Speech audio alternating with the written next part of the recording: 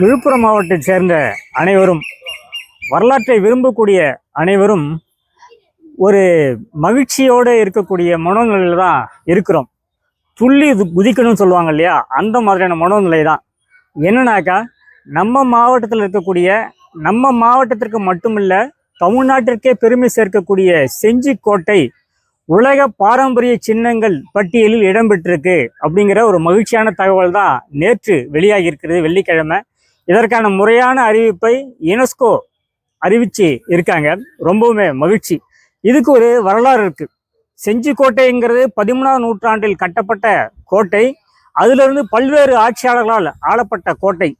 ஆனாலும் கூட 1677 1699 இந்த 20 ஆண்டு கால காலகட்டங்கிறது செஞ்சிக்கோட்டை வரலாற்றில் ஒரு முக்கியமான காலகட்டம்.